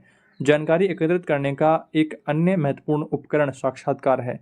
साक्षात्कार कार्य के क्रियान्वयन को 3 चरणों में विभक्त किया जा सकता है। तो आइए पहले हम 3 चरणों की बात करते हैं। पहला चरण आता है, संबंधित विषय में जानकारी प्राप्त करने के लिए साक्षात्कार प्रश्न व्यक्तिगत रूप से तैयार करना।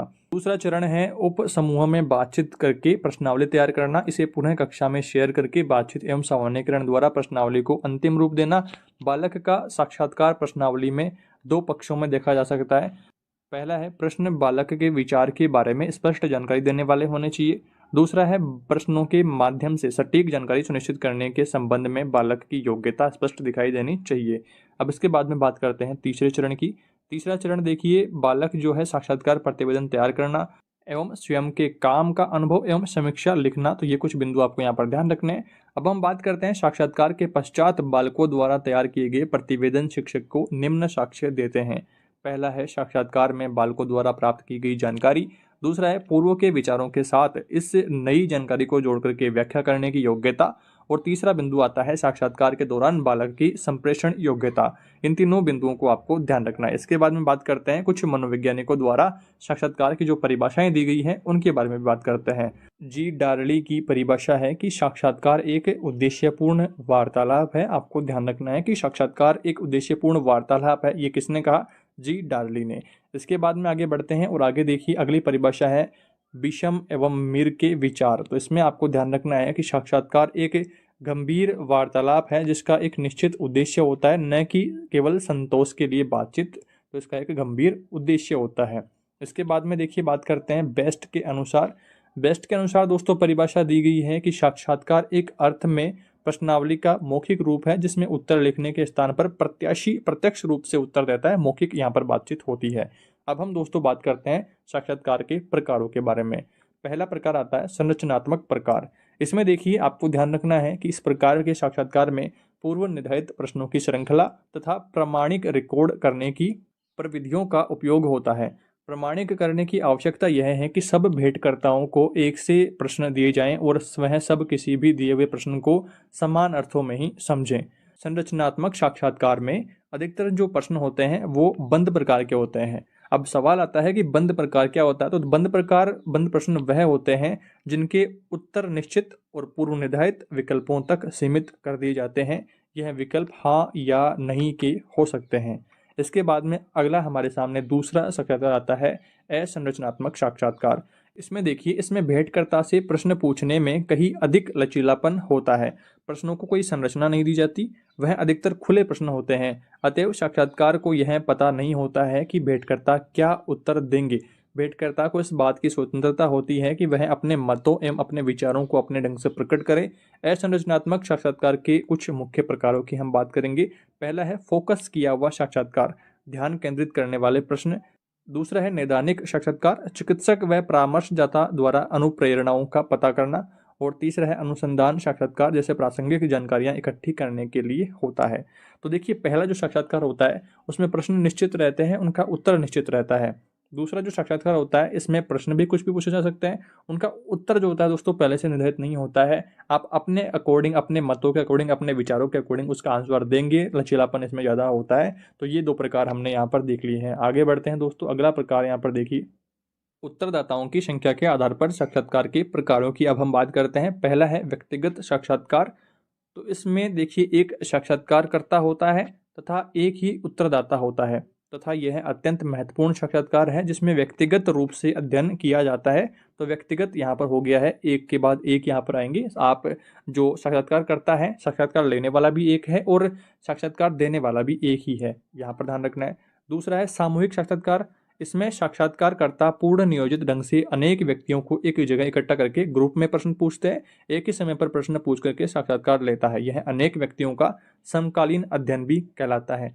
समकालीन अध्ययन मतलब सामूहिक साक्षात्कार और ग्रुप में उनको पढ़ाया जा रहा है, ग्रुप में उनसे प्रश्न पूछे जा रहे हैं। तो इस तरह से आपको व्यक्तिगत और साक्षात्कार जो सामूहिक है उनके बारे में आपको ध्यान रखना है। इसके बाद में दोस्तों आगे बढ़ते हैं, पाठ योजना की आवश्यकता के बारे में बात करते हैं। पाठ योजना दोस्तों आपको पता ही है, आपने जो लेसन प्लान्स वगैरह बनाए हैं, पाठ योजनाएं जो आपने बनाई है, वार्षिक पाठ योजना फिर दैनिक पाठ योजना, तो उनमें आपने जो लेसन प्लान्स बनाए हैं उनकी आवश्यकता क्या है उनके बारे में हम बात करते हैं। तो पहला देखिए पाठ के उद्देश्य के निर्धारण के लिए, जिससे कि उद्देश्य निश्चित हो जाता है।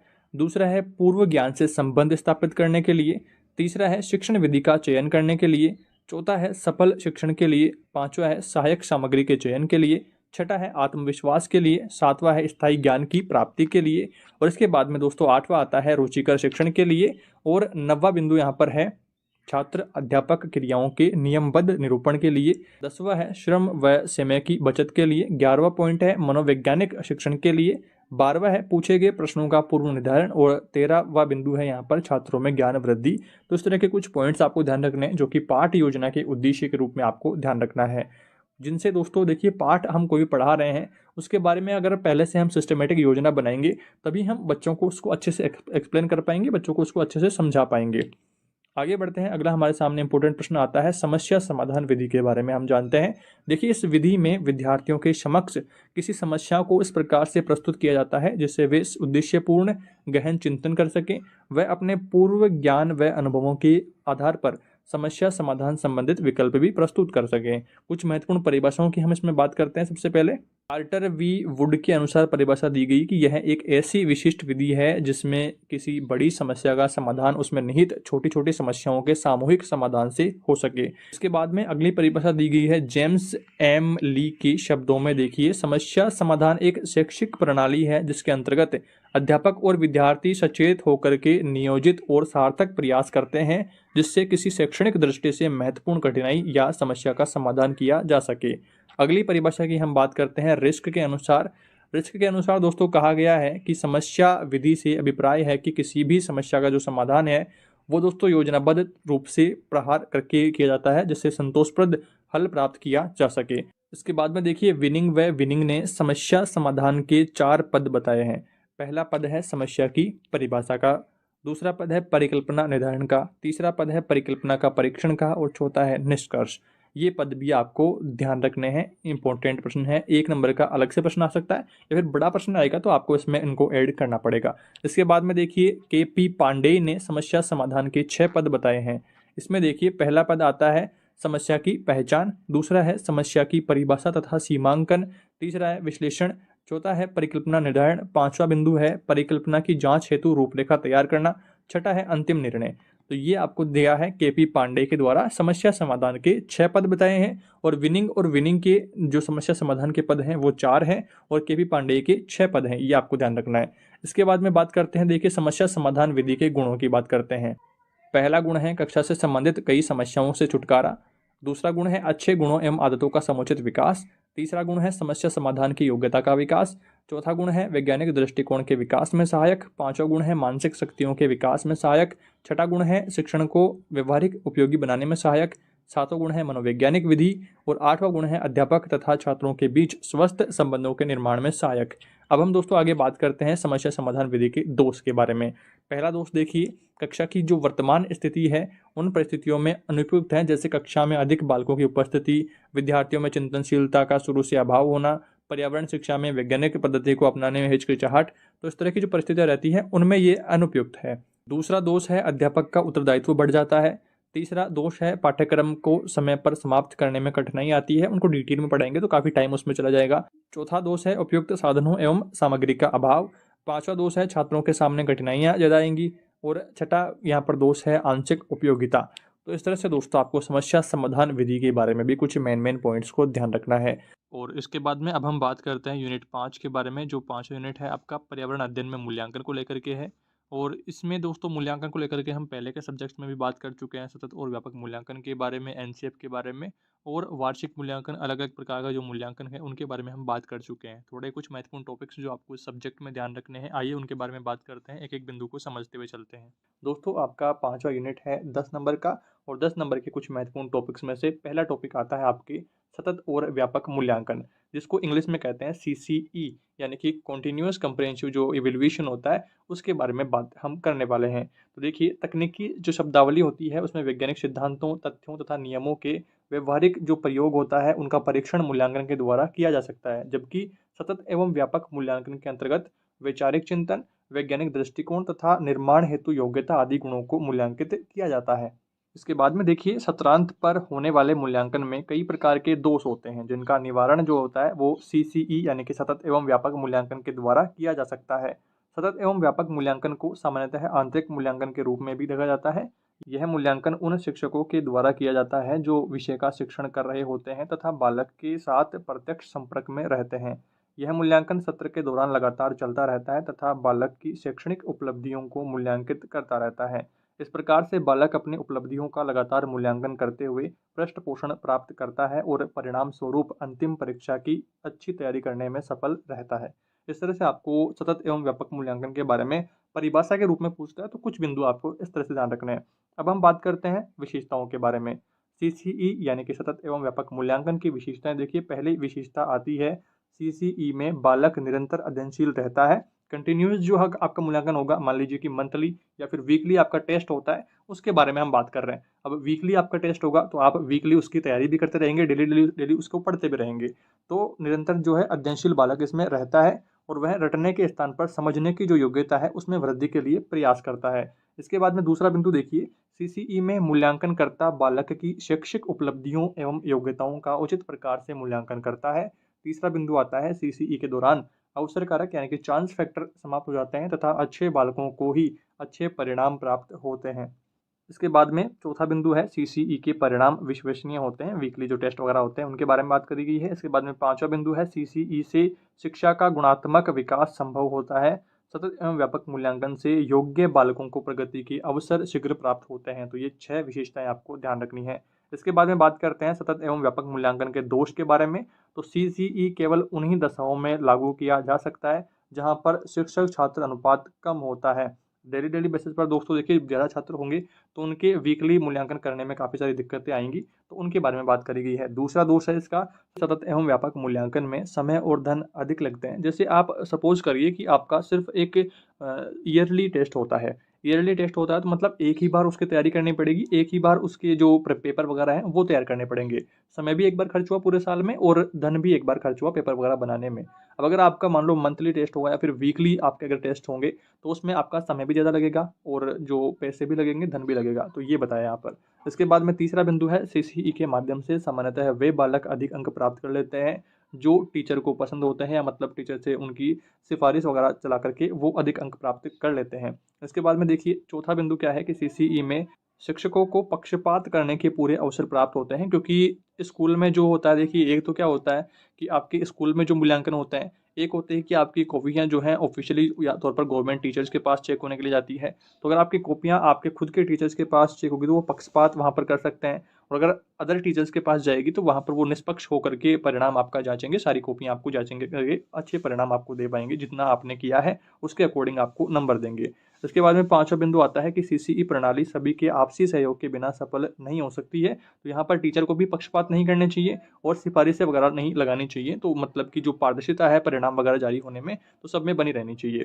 इसके बाद में दोस्तों अगला हमारे सामने इंपॉर्टेंट टॉपिक आता है पेपर पेंसिल टेस्ट के बारे में। इंपॉर्टेंट प्रश्न है, आपको ध्यान रखना है। तो देखिए, यह परीक्षा का एक पारंपरिक तरीका है। इस प्रकार की परीक्षा में शिक्षक द्वारा बनाए गए प्रश्नों के उत्तर बच्चों के एक निश्चित समय में लिखने के लिए कहा जाता है। ये प्रश्न निम्न प्रकार के हो सकते हैं, जैसे बहुविकल्पी हो सकते हैं, लघु उत्तरीय प्रश्न हो सकते हैं जिसमें कुछ वाक्य या फिर रिक्त स्थान की पूर्ति वाले प्रश्न हो सकते हैं, चित्र संबंधी हो सकते हैं, व गतिविधि आदि संबंधी प्रश्न हो सकते हैं। इसके बाद में देखिए दीर्घ उत्तरीय प्रश्न हो सकते हैं, व खुली पुस्तक प्रश्न आदि इसमें आते हैं। इन प्रश्नों को जहां तक संभव हो रटन प्रणाली पर आधारित न होकर के क्रियाशील संबंधी होना चाहिए, ताकि बच्चों की समझ व विकास का सही आकलन हो सके। रटने की जो प्रणाली है वो उनमें विकसित ना होवे। लिखित परीक्षा के परिणामों को शिक्षण अधिगम प्रक्रिया में सुधार हेतु उपयोग किया जा सकता है। इसके बाद में देखिए साथ ही बच्चों को यह स्वयं जानने का मौका देता है कि उसने क्या सीखा है व किन क्षेत्रों में उसको और अधिक प्रयास करने की आवश्यकता है।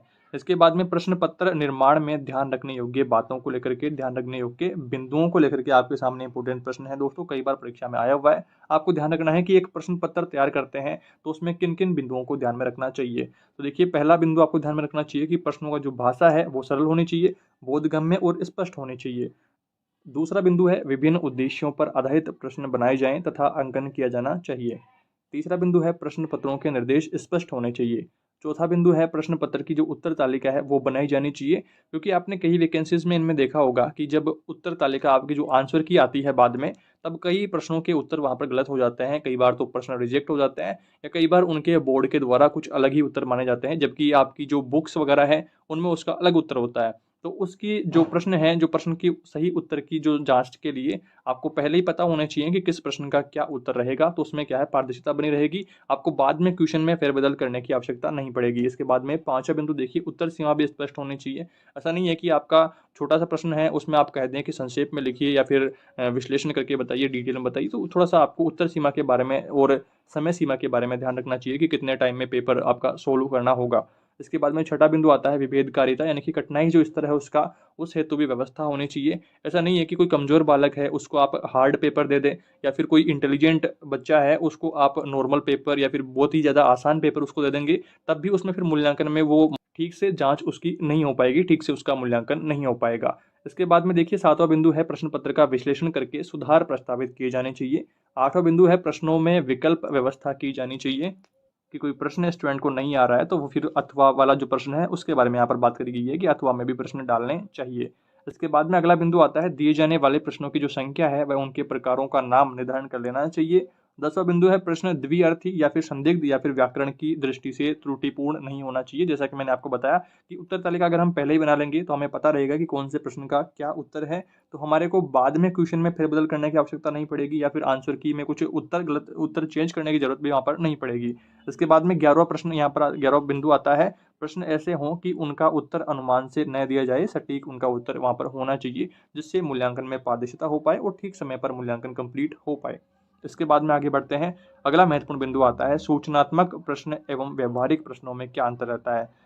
तो सबसे पहले हम बात करते हैं सूचनात्मक प्रश्नों की। तो पहला बिंदु आपको इसमें ध्यान रखना है कि पर्यावरण अध्ययन को सूचना द्वारा बढ़ावा देते हैं। दूसरा है उत्तर जो पुस्तकों व अन्य स्रोतों से पढ़ करके प्राप्त किए जा सकते हैं। तीसरा बिंदु है सही उत्तर देना ही अंतिम लक्ष्य इसमें होता है। चौथा बिंदु है सफलतापूर्वक उत्तर वही बच्चे दे सकते हैं जो शब्दों या फिर पदों से परिचित होते हैं, बातचीत में चतुर होते हैं, जिनमें आत्मविश्वास होता है, वही इसमें सूचनात्मक प्रश्नों का उत्तर दे पाते हैं। अब हम बात करते हैं व्यवहारात्मक जो प्रश्न है, व्यवहारिक जो प्रश्न है उनके बारे में बात करते हैं। पहला बिंदु देखिए, व्यवहारिक जो प्रश्न होते हैं उनमें पर्यावरण अध्ययन को व्यवहारिक रूप से बढ़ावा देते हैं। दूसरा बिंदु है उत्तर अपनी अवधारणाओं, अपने अनुभवों और अपने जो प्रायोगिक कार्य हैं उनसे आप प्राप्त किए जा सकते हैं। तीसरा बिंदु है देखिए ऐसी अवधारणा या फिर समझ विकसित करना कि किसी प्रश्न के एक से अधिक उत्तर सही हो सकते हैं। साथ ही जांच पड़ताल एवं खोजने की जो पूर्ण प्रक्रिया के दौरान सीखी गई सभी चीज़ों को सफलता की जो निशानी है वो माना जाता है।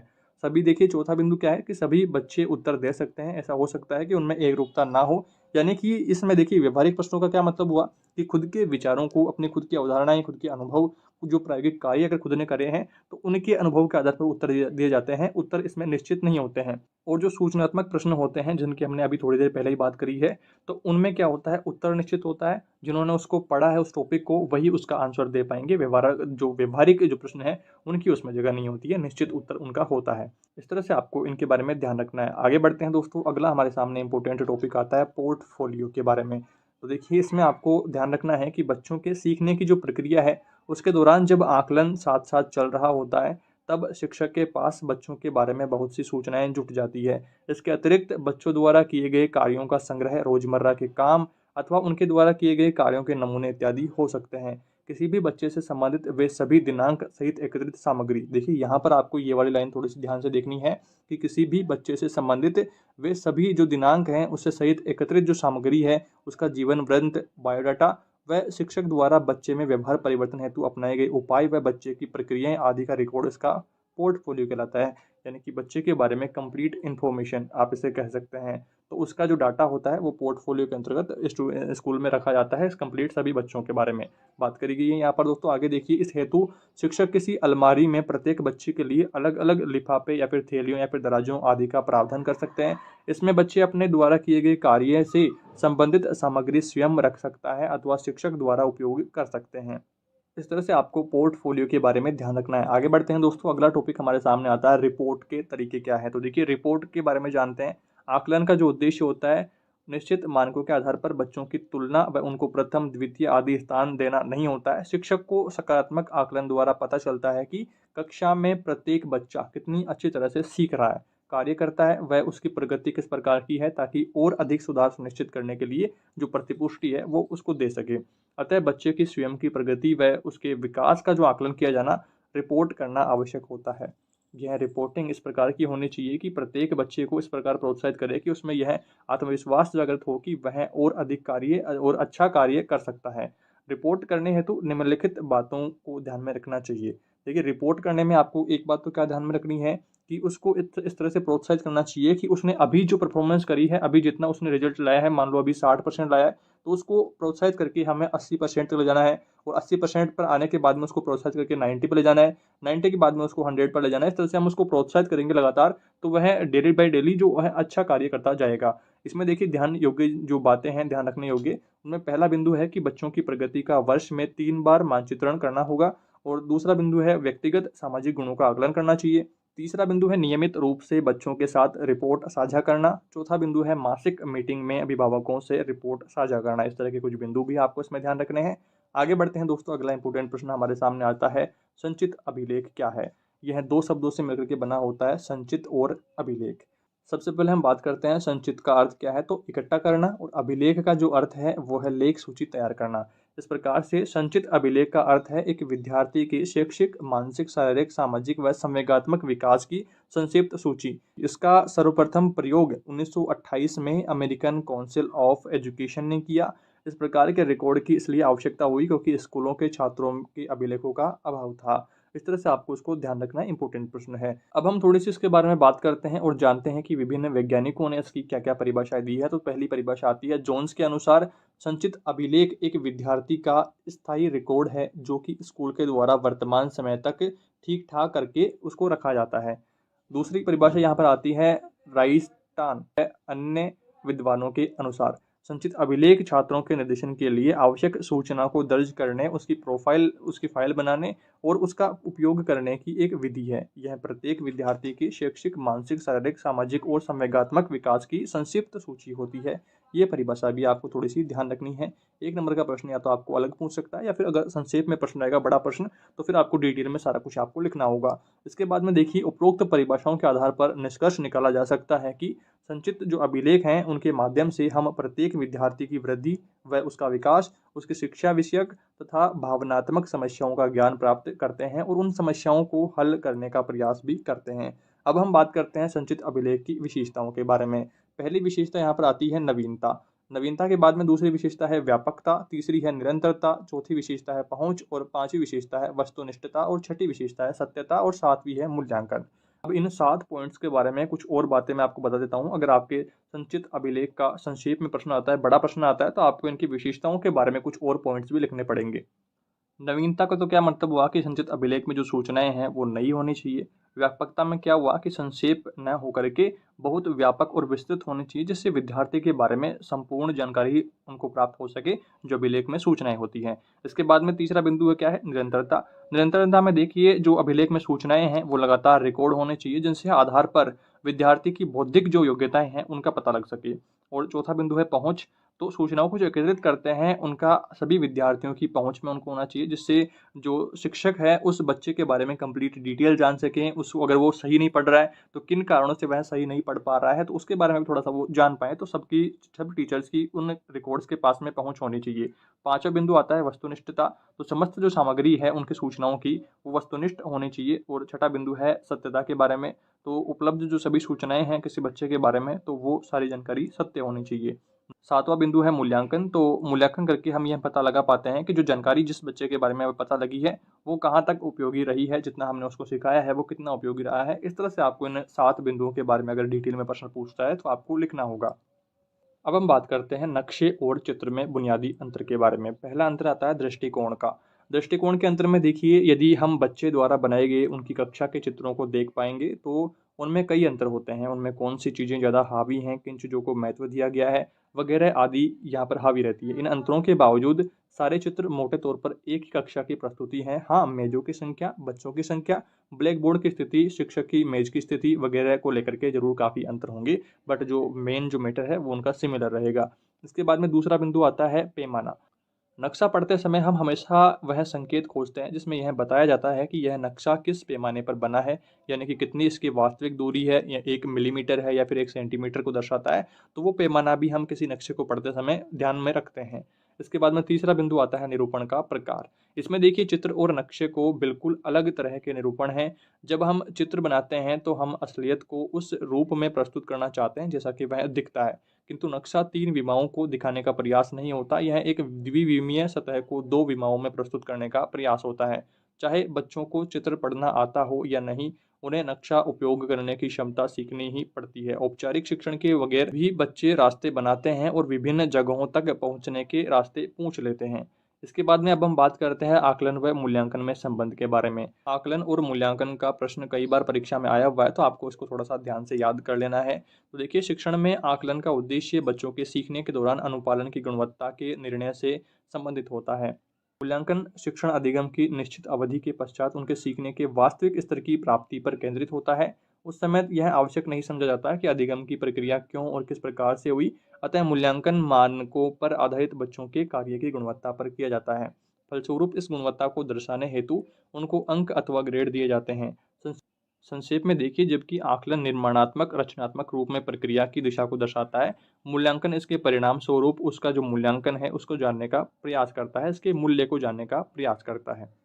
इतना सब आपको दोस्तों इस यूनिट में ध्यान रखना है। और हमने मूल्यांकन के बारे में मेन सभी पॉइंट्स को बात कर लिया है। बट अगर आपके सामने मूल्यांकन का अलग से प्रश्न आ जाता है कि मूल्यांकन क्या है समझाइए, या फिर मूल्यांकन के बारे में संक्षेप में लिखिए, इस तरह का प्रश्न अगर आपके सामने आ जाता है तो थोड़ा सा उसके बारे में हम बात कर लेते हैं। तो देखिए, मूल्यांकन के बारे में एक परिभाषा दी गई है डॉक्टर अशोक सिडाना के अनुसार। तो उन्होंने कहा है कि शिक्षा कार्यक्रम ने शिक्षा के उद्देश्यों की कितनी पूर्ति की है, यह पता लगाना ही मूल्यांकन कहलाता है। यानी कि जो टॉपिक हमने बच्चों को पढ़ाया है वो कितना वो बच्चे समझ पाए हैं उस टॉपिक को, तो उनका पता लगाना ही क्या होता है, मूल्यांकन है। कितने उसकी उनके उद्देश्यों की पूर्ति हुई है। मूल्यांकन के प्रमुख उद्देश्यों की अब हम बात करते हैं, तो पहला उद्देश्य आता है कि छात्रों ने शैक्षिक उद्देश्यों को किस सीमा तक प्राप्त कर लिया है। जितना टॉपिक जिस टॉपिक को पढ़ाया गया है वो टॉपिक किस सीमा तक कितना उनको याद हो गया है, तो उसकी जांच करना। दूसरा बिंदु है छात्रों की कठिनाइयों, समस्याओं आदि की जांच करना कि कहाँ पर किस टॉपिक में क्या-क्या उनको समस्याएं आ रही है, तो उनकी जांच करना। तीसरा बिंदु है शिक्षक एवं शिक्षण विधियों की सफलता की जांच करना कि जो जिस शिक्षण विधि से टॉपिक पढ़ाया गया है, अगर वो बच्चों को कंप्लीट याद हो गया है तो उस शिक्षण विधि को मेजर पॉइंट देना, उस शिक्षण विधि को पिन करके रखना कि आगे की जो विधियां हैं उनमें भी इस शिक्षण विधि का हम उपयोग करके बच्चों को सरलता से समझा पाएंगे। तो शिक्षण विधियों की जो सफलता है उनकी भी जांच होती रहती है, जिससे आपको ये पता लग पाए कि कौन सी शिक्षण विधि आपके लिए काम की है बच्चों के लिए और कौन सी शिक्षण विधि बच्चों के काम की नहीं है, तो उनके बारे में बात करी गई है। चौथा बिंदु आता है कि छात्रों की समस्याओं का निदान करके उन्हें उपचारात्मक ढंग से दूर करना। जो भी समस्याएं टॉपिक सीखने में बच्चों को आ रही है उनको दूर करने की जो प्रक्रिया है वो मूल्यांकन के बाद में शुरू की जाती है। मूल्यांकन के मुख्य सिद्धांतों की हम बात कर लेते हैं, तो देखिए पहला सिद्धांत है निर्धारित उद्देश्यों की पूर्ति का सिद्धांत। दूसरा है मापन के लिए उपयुक्त उपकरण का चयन। तीसरा है एक उपकरण अथवा अनेक उपकरणों का प्रयोग। चौथा है सांख्यिकी गणनाओं का सिद्धांत। पांचवा है गुणात्मक व्याख्या एवं विश्लेषण का सिद्धांत। इसी के साथ में आपको एक बात ध्यान रखनी है कि भारतीय शिक्षा में मूल्यांकन जो शब्द है वो परीक्षा, तनाव व दुश्चिंता से जुड़ा हुआ है। जैसे परीक्षा आने वाली है तो बच्चों को टेंशन होने लगती है, तो उससे रिलेटेड यहाँ पर बात करी गई है। अगर सतत व्यापक मूल्यांकन आपका होता रहेगा तो आपको उतनी टेंशन नहीं रहेगी। जब आपको कोई टॉपिक पढ़ाया गया है वो टॉपिक आपको ठीक से समझ में आ जाएगा तो परीक्षा की उतनी टेंशन नहीं रहती है।